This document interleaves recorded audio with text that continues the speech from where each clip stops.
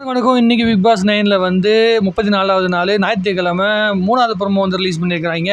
அந்த 3வது ப்ரோமோவில் வந்து பார்த்தீங்கன்னா, திவாகர் வந்து நம்மளுடைய விஜய் சேதுபதி கலாய்க்கிற மாதிரி வந்து ஒரு விஷயத்த பண்ணியிருக்காங்க. திவாகர் வந்து எப்போ பார்த்தாலும் ஞாயிற்றுக்கிழமை வந்து உட்காந்துட்டு ஏதாவது கேள்வி கேட்டால் அப்படியே வந்து நம்ம இந்த கரகாட்டக்காரன் படத்தில் செந்தில் அப்படியே தலை குனிஞ்சு நிற்கிற மாதிரி வந்து நின்று கிடப்பாப்புல. அதை தான் வந்து பார்த்தீங்கன்னா ஃபோக்கஸ் பண்ணி விஜய் சேதுபதி கலாய்ச்சி போட்டிருந்தாப்புல.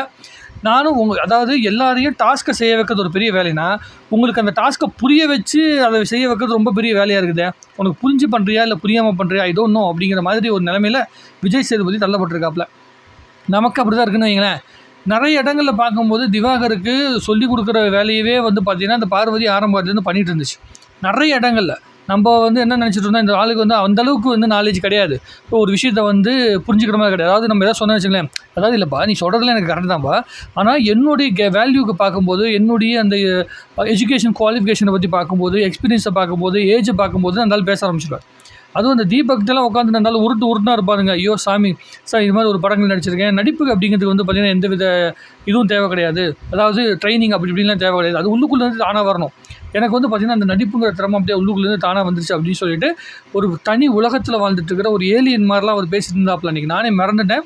தீபக் வந்து பார்த்திங்கன்னா 25 வருஷம் இந்த ஃபீல்டுக்குள்ளே இருக்காப்புல. எது நம்மளுடைய அந்த சினிமா ஃபீல்டு, அந்த சின்ன திரை ஃபீல்டுக்குள்ளே 25 வருஷம் இருக்காப்புல.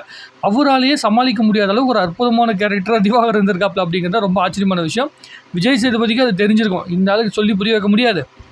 ஒன்று நம்ம திருந்திக்கணும், இல்லை அந்த ஆளை வந்து நம்ம திருத்த முயற்சி பண்ணி நம்ம வந்து நம்ம பைத்தியம் ஆயிடணும் அப்படிங்கிற சூழ்நிலை இருக்கும். ஸோ இதனால் எப்படி தப்பிக்கிற அப்படின்னா, வாரம் ஃபுல்லாக எல்லா பிரச்சனையும் வந்து பண்ண வேண்டியது. ஆனால் அந்த வீக்கெண்டில் வந்ததுக்கப்புறமேட்டு எதுவுமே பேச மாட்டார். சார் சரிங்க சார், ஓகே சார், நீங்கள் சொன்னால் சரி சார் அப்படிங்கிற அந்த ஸ்ட்ராட்டஜி பிடிச்சிட்டாப்புல.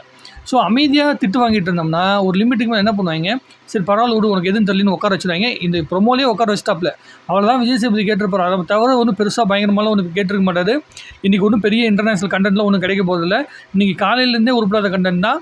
மொதல் கண்டென்ட் வந்து பார்த்திங்கன்னா அமித்தை பிடிச்சி நோண்டிட்டு இருந்தாங்க. ரெண்டாவது கண்டென்ட் வந்து பார்த்திங்கன்னா நம்முடைய என்ன சொல்கிறது, கண்டென்ட்டே கொடுக்காத நம்ம அரோராவை பற்றி பேசிட்டு இருந்தாங்க. மூணாவது வந்து பார்த்திங்கன்னா எதுக்குடா இந்த கண்டென்ட் கொடுத்துட்ருக்காரு அந்த அப்படிங்கிற ரீல்ஸ் போடுறத பற்றி உட்காந்துக்கிட்டு திவாகிட்ட பேசிட்டு இருக்காங்க. இந்த 3 விஷயத்தை பேசினாலே கிட்டத்தட்ட 20 நிமிஷம் ஆகி போயிருமே. அடுத்த 40 நிமிஷத்துக்கு நீங்கள் என்ன கண்டென்ட் கொடுக்க போகிறீங்க அப்படிங்கிறது நமக்கு தெரியல.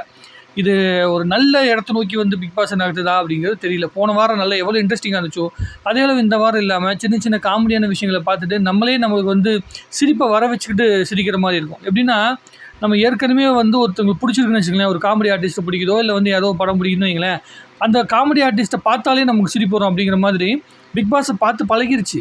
அதனால் வேறு வழி கிடையாது. இந்த பார்த்து நம்ம இதை ரசிச்சாகணுங்கிற சூழ்நிலைக்கு நம்ம தள்ளிட்டாங்க அப்படிங்கிற மனநிலை ஆகிப்போச்சு. சரி வேறு வழி இல்லாமல் ஏதாவது என்ன சொல்கிறதுன்னா, அந்த வேண்டா வெறுப்பு பிள்ளை பற்றி காண்டாமிருகிற பேர் வச்ச மாதிரி பிக் பாஸ் 9 வந்து பிக் பாஸ் 8ஓட தாறுமாறாக இருக்குன்னு சொல்லி ஆசைப்பட்டு நம்ம உள்ளே போனால், சரி நம்ம வந்து பெருசாக கிடைச்சோம், பிரியாணிக்கு ஆசைப்பட்டோம், கடைசியில் குஸ்கா தான் கிடைச்சிது அப்படிங்கிற நிலைமையில் இந்த பிக் பாஸ் 9 ஏற்றுக்கிட்டு நம்ம நகர்ந்துட்டுருக்கிறோம். வேறு ஆப்ஷனே கிடையாது. எவ்வளோ தேடினாலும் இந்த பிரியாணிக்குள்ளே குஸ்கா பிரியாணிக்குள்ளே வந்து பீஸ் கிடைக்காது. ஏன்னா இது வெறும் குஸ்கா தான்.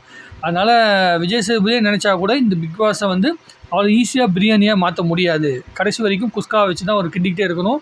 அதுக்கு எவ்வளோ வேல்யூ கிடைக்குமோ அந்த வேல்யூ தான் கிடைச்சிட்ருக்கோம். அதுதான் இங்கே நடந்துகிட்ருக்கிறது. இதுதான் நமக்கு தோணுச்சு. திவாகரோடைய கண்டென்ட்டுக்கெலாம் உட்காந்து நம்ம எவ்வளோ தூரம் பேசிகிட்டு இருக்கோம். நம்ம இன்னும் என்னென்னமோ உருட்டுவாங்கன்னு நினச்சேன். உருட்டுறதுக்கு உண்டான கண்டென்ட் உள்ளுக்குள்ளே இல்லை. இந்த வாரம் வந்து அந்த ப்ராங்கை தவிர்த்து, திவ்யா கூட போட்ட சண்டையை தவிர்த்து எதுக்குமே வந்து பேசுறதுக்கு இல்லை. அதெல்லாம் ஆல்ரெடி நேற்றே பேசி முடிச்சிட்டாங்க அப்படிங்கிறனால இன்றைக்கி பேசுறதுக்கு கண்டென்ட் இல்லை. அடுத்த ப்ரோமோவில் ஏதாவது உருப்படியாக ஏதாவது செய்கிறாங்களா அப்படிங்கிறது பொறுத்து இருந்து பார்ப்போம். உங்களுடைய கருத்துக்களை தாராளமாக கமெண்ட் எழுதுங்க. இன்னும் நிறைய பேச வேண்டியது இருக்கிறது. பேசுவோம். நன்றி, வணக்கம். வாழ்க தமிழ்நாடு, வளர்க தமிழ் மக்கள். வேற என்னத்தை சொல்ல.